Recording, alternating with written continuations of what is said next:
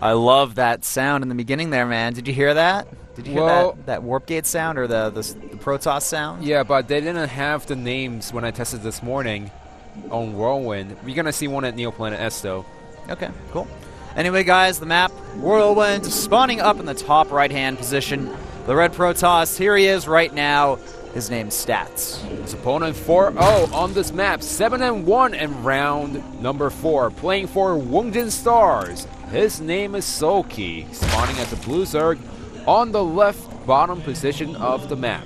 Now, I was talking about the names a little bit before, you know, the player introduction, and I'm talking about those names when we saw back in Brood War, when the game begins and when we have the sound. We have the map name, the map maker on the left bottom corner. Oh yeah, that's right. Is that what they did? For Neoplanet S. Ah, okay, cool. That'll be exciting to see. I like what they're doing in Pro League is a lot of the cool little production tidbits from Brood War weren't really present in StarCraft 2, and you know, it's a different game. The broadcasting has certainly evolved since then as well. So really, they're just adding in little things here and there, trying to add a little bit of nostalgia in there, and I gotta say, I definitely appreciate when they do that. Even like the Brood War-esque countdown that you don't really have in other tournaments and stuff, you do have it here in Pro League. Now, when it comes to head-to-head match in StarCraft 1, Stats does lead over SoulKey 2-1, and I believe they don't have any matches played against each other in StarCraft 2. Yes. Awesome, man. It's good to know. So this will be, I guess, fresh blood, essentially, for SoulKey here. Looks like also Stats opening up that Nexus first build, and after that he's going to go ahead, put a Forge down, just to make sure you can get that cannon up, be defensive in time. The Zerg player looks like he opted to go for a pool first. He's going to follow that up with an expansion at his natural, and both players are just going for, you know, pretty much that solid standard opening that's very safe in the current metagame, I guess you could say, and overall for a long time. These two teams decided to send out the best of the best today. Stats, of course, he was the round 4 MVP. And his opponent, SoulKey, he has the most wins in round number 4. Now, here's a question of the day. In Pro League Ace matches, who has the longest winning streak only in Ace matches? I wonder if it's one of the players from Take Bang Lee San. Maybe. I'm not quite sure about that, actually. I got a feeling of who it is, but I'm not 100% sure, so I'll withhold my opinion. It looks like we have a scouting probe out here from Stats. Just gonna, I think he knows where his opponent is here, but he is putting that probe somewhere sneaky. Maybe he'll do something with that later on, potentially. We also got the double gases in Stats' main, so he's going to start, you know, moving up the tech tree slowly but steadily here, getting his core down as well. Our Zerg player grabbing a third hatchery as well. You know, very standard from Zerg to go ahead and get that third hatchery against Protoss. And oh, look at this! It looks like the probe here. It's been scouted by that Zergling, SoulKey, making sure that everywhere on the map he is safe, and there will be no proxy pylons to kind of, you know, hurt him or you know, deal damage to him later on in the game. So I was just wondering if Sass actually wanted to save the probe in that little area to get the pylon down, or was he actually hiding in to see if his opponent's going to take the third base? Because, you know, sometimes you put down the pylon, sometimes he just wants to double check that the third base is actually over there, instead of a Zerg player going for the 2-base hatchery tech. Alright, so, you know, right now, neither player has committed to their tech path. Where do you think the Protoss and Zerg players want to take this game? A little bit into the mid-game. Well, can I explain this first? Sure, you can. It's been 5 years since Hoja's debut. Nice. Today. Alright, well, Hoja, of course, the team captain for KT Rolster as well. And one of the most famous lefty players in Korea. Yeah. He's a left-handed player. Not unlike Naniwa, by the way. Naniwa is a left-handed player as well who was recently training in Korea. Had some good results in DreamHack as well. So Stats opting to go for the Stargate. Really standard play by him so far. Just all these Protoss players, they like to open up a Stargate. They like to harass with up to 5 Phoenixes. Some players commit less, some players commit a little bit more. But, you know, it just depends on the number of Phoenixes and how many drones/queens you get early in the game. Definitely, but I've noticed that in Pro League, the players almost always go for the Stargate tech, unless they plan on doing some type of all-in here. It looks like the Stargate will be scouted by SoulKey here, so that means he's going to get his Spore Crawlers up in time, and Phoenix Harassment will be, probably won't be as effective, but these Protoss players, they're still able to get a few good kills here and there. And knowing that the Phoenixes are going to be useless, he's going to make a Void Ray right after. Interesting. Getting the Void Ray, not something that we do see a lot here. This could mean that Stats has some type of Sky Toss in mind a bit later on in the game. I actually like this play on this map because, you know, some players, they go for the Ground Army, try to get the Colossus and the Immortals, but sometimes it's kind of hard to take the third base and try to secure it when the Zerg player attack 2 locations at once. There's a long path between the natural and the third base, so I like what Stats is going for right now, trying to get the Void Ray out, trying to use air as defense while taking the third base. Taking the third base, definitely a good decision here. Also, a little something to point out that we got to look at for a second there, but Stats' third base's probe was actually kind of protected in the corner for a little bit from that Zealot, so that was kind of cute. No Zergling run-by is going to stop that there. It looks like Stats also has a good amount of sentries at his natural there. He'll be able to use that to hallucinate, and +1 air attack on the way as 2 more Stargates, but SoulKey scouts it right away. Ooh, this is going to be weird for Stats here, and look at that instantly. The speed upgrade for the Hydralisk starts to get researched here. +1 attack finishing for the Protoss player as well, so at least on the ground, his units will be a little bit stronger. And 10 Hydras in production, that +1 ranged attack also starting for SoulKey, and he's grabbing another hatchery behind this, taking his 4th base. SoulKey knows that his opponent cannot push out, so what he's going to do, take up as many bases as possible, use the Hydras to actually bust down the third base, or if not, just put constant pressure before Stats has too many Sky Toss army out. Indeed. Also getting a second evolution chamber at that third from SoulKey. He's got a lot of gas right now as well. Pretty much all his bases got the geysers up. And the Hydra Den almost has the speed upgrade done for those Hydras. They're going to be able to move out a lot faster. And we have that Void Ray production starting from Stats here, following that up with a Twilight Council. Looks like maybe he wants to get a good amount of Zealots out to help protect his Void Ray army. But now it looks like SoulKey moving in for an attack here. And nice force field there at the natural. He's going to be able to save that. But SoulKey, is he prepared for this? That's already a pretty good amount of Void Rays here. He's got 3 in that clump. And 2 more just finishing here. SoulKey, he wants to make an attack work here, but if he doesn't take out a good amount of these Void Rays, then he's going to end up being quite far behind. I wouldn't say quite far behind. Well, here's my take on it. There's a 4th base going up. He's making constant Hydras right now, and even if he loses 1 or 2, he has 4 more Hydras coming out right now. He's going to have about 10 more in production pretty soon. And look at these Zerglings going for the third base. This actually hurts Stats a lot more than SoulKey if he loses this base or starts losing some of these probes, because the Protoss player is really crucial for him to stay on 3 bases right now. It certainly is. If you're going for that Sky Toss composition, you absolutely need 3 bases. And I love the little Zergling run-by that SoulKey did at the third base of Stats. You know, killed a lot of units, did some damage, and then he just backed off. He didn't even lose all of his Zerglings, and he'll be able to continue the pressure here. Spire on the way as well behind this. +2 attack from the Protoss player. Also grabbing charge while continuing that Void Ray production here. And sniping that gateway off, definitely a nice little maneuver there from SoulKey. He is just doing a very nice job at keeping the pressure on his opponent here. Taking a 5th base while keeping the pressure, just like you said. However, there's no way that SoulKey can actually engage into this army since the Void Ray count is getting more higher at this point. So all SoulKey can do is pressure, just force Stats to stay inside his 3 bases and just try to macro up as much as possible. Throw down as many Spore Crawlers around the map with the Queens.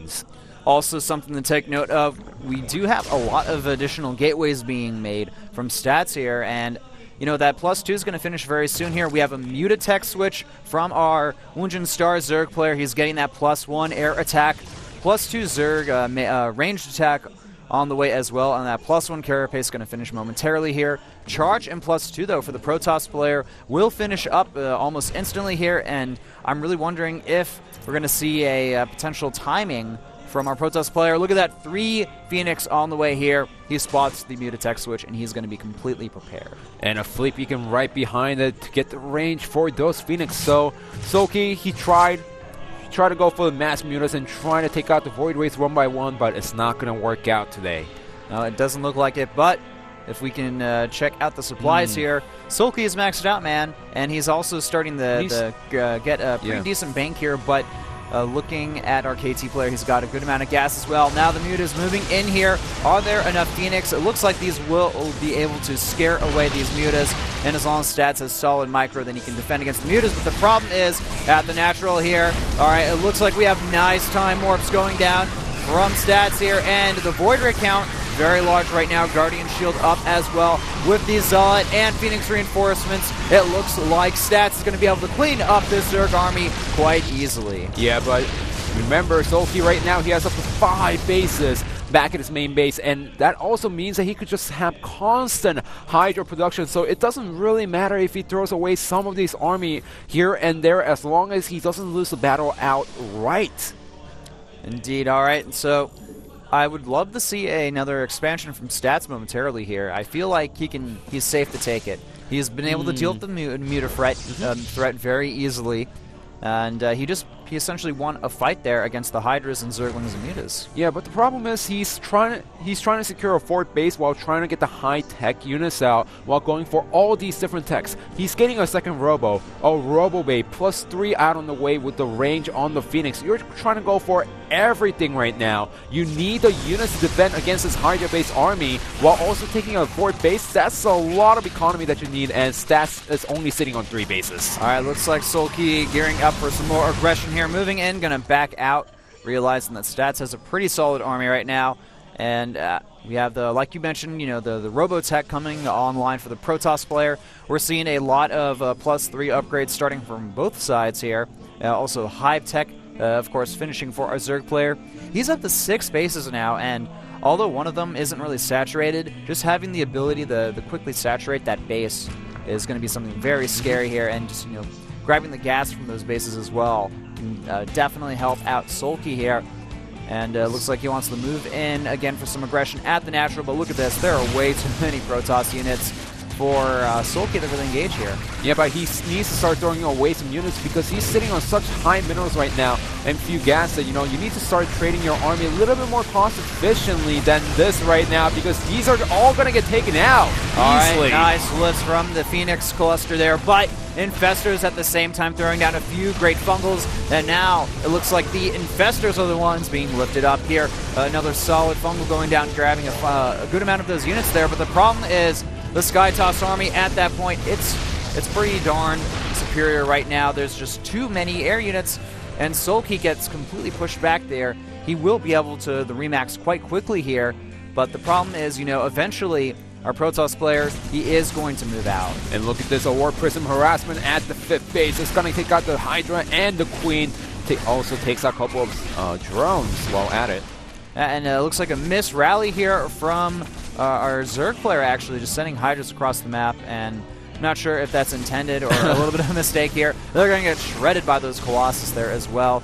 But we do see +3 range attack almost complete for our Zerg player. The Zergling really run by. nice. This is going to delay that 4th base. Very, very smart from SoulKey here. If he is able to constantly force a cancel on that 4th base there, then Stats will eventually run out of resources. But now, look at the supply. Stats is slowly stacking up in supply. And remember, before we had tons of charge slots and some ground army, but now we only have 12 Zealots. That's 4 Colossus, and 9 Void Rays, and 2 Archons in that army. This is looking really scary for our Zerg players. SoulKey. I would not want to be in the Zerg's position right now, because nobody wants to be. That is just a scary looking army. That is so anti-Hydra. And another Zergling run by at that potential 4th base here. We need to see a very quick reaction from Stats here. That 4th base, it's going to get canceled. And wow, it looks like Stats just opting to go for a huge timing attack here. He is almost maxed out, but supply blocked at the same time. Both players pretty much maxed upgrades at this point. But the problem is the army composition for our Protoss player is extremely solid, and there's no glaring weaknesses in it. that the Zerg can exploit at this point in the game. Yeah, that's the reason why Protoss is so strong. If they just defend until a certain point in the game, around 15 to 20 minutes, they got a really strong army composition, and it's really hard for Terrans and Zergs to actually face this army head on. Look at this, he's gonna lose the 5th base for free. SoulKey, he's gonna try to make something happen with the Zerglings, maybe trying to deny the 4th base again, but if he actually cannot take out the main army from Stats, then the game is gonna be over. Yeah, losing that hatchery not gonna be helping SoulKey at all here. Stats, though, he's essentially running on borrowed time here. There is no way he's going to be able to take that 4th base unless he can get some units there to defend against that. And some of Stats' units are moving back to defend, but on the screen right now, these Zealots trying to do some damage, but the Hydras will reinforce and take them out quite easily. I'm not sure if Stats knows about that upper expansion there on the map. I don't think he actually scattered around that area because, you know, sometimes the Protoss players like, oh, around this time, they're only having up to 4 bases or 5 bases. But SoulKey, knowing that his opponent cannot push out, he just mass expanded around the map. He could have expanded a little more, but he didn't want to overcommit to it. All right, and it looks like this extra expansion has been discovered from our Protoss player here. He's going to use those Zealots, easily take out a lot of workers there as well, continuing to harass the economy. This hurts a little bit more because the Corruptors are getting fire from the Phoenixes and the Void Rays. Now SoulKey's going to engage into this army.